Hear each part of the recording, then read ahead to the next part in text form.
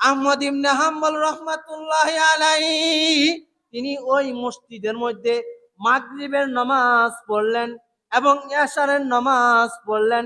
পড়ার পর ইমাম আহমদ ইবনে হাম্বল চিন্তা করলেন, রাত্র তো গভীর হইয়া গিয়াছে, এখন তো আমি আমার গন্তব্যস্থানে যাইতে পারবো না। কাজে মাগরিব এই জায়গাতেও পড়লাম, এশার এই জায়গাতেও পড়লাম, কাজে আমি আজকে রাইটটা এই মসজিদের মধ্যে কাটাই দিই। সুবহানাল্লাহ। কোন কাটাইব? তখন যখন ভাই এশারের নামাজ শেষ হইল, তখন উনি ইমাম আহমদ ইবনে হাম্বল বিশাল বড় একজন আলেম। এই পৃথিবীর সমস্ত আলেমরা যদি এক পাল্লায় রাখা হয়, ইমাম আহমদ ইবনে হাম্বল রহমাতুল্লাহি আলাইহি উনার এক দাঁতের এলেমের সমান সমস্ত পৃথিবীর আলেম মিললে হইতো না। সুবহানাল্লাহ কইতেন না? এত বড় জগৎ বিখ্যাত একজন আলেম। তো ভাই এক মসজিদে ঢুকছে, ঢুকার পরে মাগরিব এশা যখন পড়লো, পড়ার পরে তিনি চিন্তা করলো যে এত রাত্র হয়ে গেছে, আমি কোথায় যাব? তো তিনি এক মসজিদের এক কোণার মধ্যে বসে বসে জিকির আজকার করতেছে। তো মসজিদে বড় বড় মসজিদের মধ্যে খাদেম থাকে, কি তাই ভাই? তো মসজিদের খাদেম আইসা বলতেছে, আপনি বের হয়ে যান, আমি গেট লাগাই দিন। ইমাম আহমদ ইবনে হাম্বল রহমাতুল্লাহি আলাইহি খাদেমকে বলতেছে, বাইরে আকাশটা তো মেঘাচ্ছন্ন দেখা যায়, হে ভাই আমার, শীতের মৌসুম রে ভাই, কনকনে শীত, সমস্ত মানুষ ঘুমাইয়া যায়, আমি এই মুহূর্তে কোথায় যাব রে ভাই, আমার একটু জায়গা দান, আমি আজকে ফজরের নামাজ পড়া আপনার মসজিদ থেকে বের হইয়া যাব।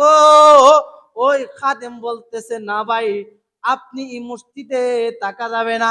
ইমাম আহমদ ইবনে হাম্বল জগৎ বিখ্যাত আল্লাহর ওলি, জগৎ বিখ্যাত একজন ইমাম, চার ইমামের একজন, ইমামের নাম আহমদ ইবনে হাম্বলকে ওই মসজিদের খাদেম গার্ড ধরে বের করে দিলেন। নাউজুবিল্লাহ কইতেন না?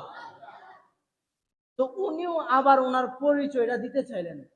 তো ইমাম আহমদ ইবনে হাম্বল কে যখন মসজিদ থেকে ধাক্কা দিয়ে বের করে দিলেন, ইমাম আহমদ ইবনে হাম্বল রহমাতুল্লাহি আলাইহি রাস্তা দিয়া পা পা হাঁটি হাঁটি করে হাঁটতেছেন। হাঁটতে হাঁটতে ইমাম আহমদ ইবনে হাম্বল দেখেন গিয়া একটা বাজার, এই বাজারের মধ্যে সমস্ত দোকান গুলি বন্ধ রইছে। একটা যুবক ছেলে রুটি বানাইতেছে। ইমাম আহমদ ইবনে হাম্বল ওই যুবককে বলতেছে, বাইরে আমি একটা মুসাফির মানুষ, আমি ওই এলাকার মসজিদের মধ্যে ভাই মাগরিবের নামাজ পড়লাম, এশারের নামাজও পড়লাম, মসজিদের খাদেম রে বললাম, ভাই রে, আমি তো একটা মুসাফির মানুষ, একটা বৃদ্ধ মানুষ, আমি রাইটটা আপনার এই মসজিদে থাকতে চাই, ইবাদতে কাটাবো, কিন্তু মসজিদের খাদেম আমাকে বের কইরা দিছে। হে আমার যুবক ভাই, আপনি তো বাজারের কোণার মধ্যে রুটি বানাইতেছেন, আমি চাই আপনার কাছে দাঁড়ায়া দাঁড়ায়া রাত্রে আগুন তাপ, আমাদের এলাকায় আগুন তাপ, আপনাদের এলাকায় কি কো? আগুন ফুয়া।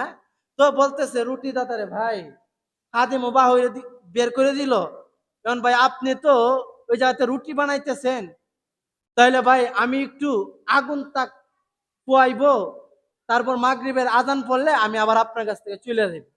তখন ওই যুবক ছেলেটা বলতেছে, আচ্ছা ঠিক আছে, আপনি মুরব্বী মানুষ, আগুন পোয়াইলে তো আমার সমস্যা নাই, আচ্ছা আপনি থাকেন।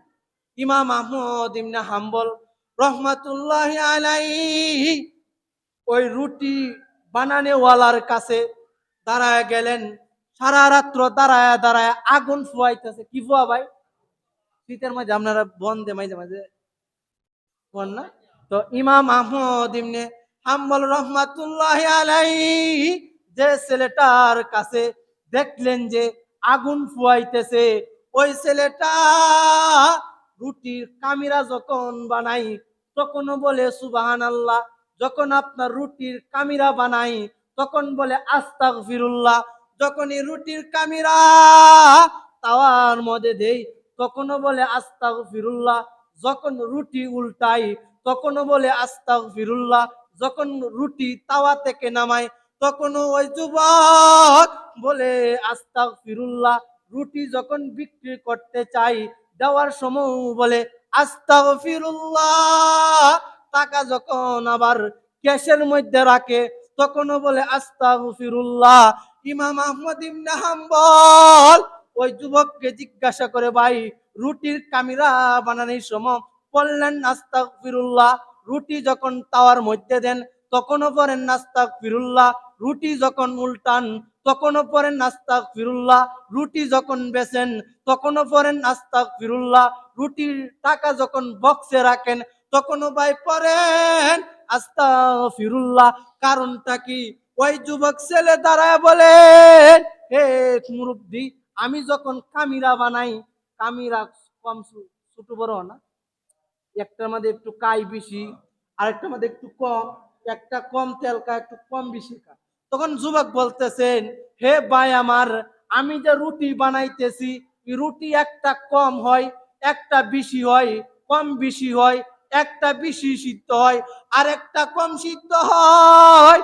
আল্লাহ যদি জিগাই, হে যুবক, রুটি বিক্রি করছিলে, বিক্রি এক দামে বিক্রি করছিলে, একটা কম সিদ্ধ হয়েছিল, এইটা যে দামে বিক্রি করছ, যেটা বেশি সিদ্ধ হয়েছিল ওইটাও ওই দামে বিক্রি করছ, যেটার মধ্যে এক চিমটি আটা বেশি পড়ছে ওইটাও ওই দামে, আর যেটার মধ্যে এক চিমটি আটা কম পড়ছে ওইটাও ওই দামে বিক্রি করছ। আল্লাহ যদি আমারে জিজ্ঞাসা করে আমি কি উত্তর দিব? সুবহানাল্লাহ হইতেন না? তো ভাই বলতেছেন, বাইরে আমি এই কারণে আস্তাগফিরুল্লাহ আস্তাগফিরুল্লাহ পড়ি। তো ইমাম আহমদ ইবনে হাম্বল চিন্তা করলেন, হাই হাই, আমার চেয়ে বড় বুজুর্গ রুটি বিক্রেতা কেডা ভাই? তখন ইমাম আহমদ ইবনে হাম্বল কে ওই রুটি বিক্রেতা বলতেছেন, মুরব্বি, আমার জীবনে এমন কোন দোয়া নাই যে দোয়া আমি পড়লে কবুল হয় না। সুবহানাল্লাহ। বলতেছে, ভাই আমি পর্যন্ত যত দোয়া করছি একটা দোয়া আল্লাহ আমারে কালি ভাতে হিরাইছে না। সুবহানাল্লাহ। যত দোয়া করছি আমার প্রত্যেকটা দোয়া কবুল হয়েছে। সুবহানাল্লাহ। আর একটু জুড়ে বলেন সুবহানাল্লাহ। আমি আস্তাগফিরুল্লাহ আস্তাগফিরুল্লাহ প্রত্যেকটা কাজে আস্তাগফিরুল্লাহ পড়ার কারণে আমি হয়ে গেলাম মুস্তাজাবুদ দাওয়া। আমি দোয়া করতে দেরি হয় কিন্তু আল্লাহ আমার দোয়াটা কবুল করতে দেরি হয় না। সুবহানাল্লাহ। তো বলতেছে, রে ভাই আপনার দোয়া কবুল হয়?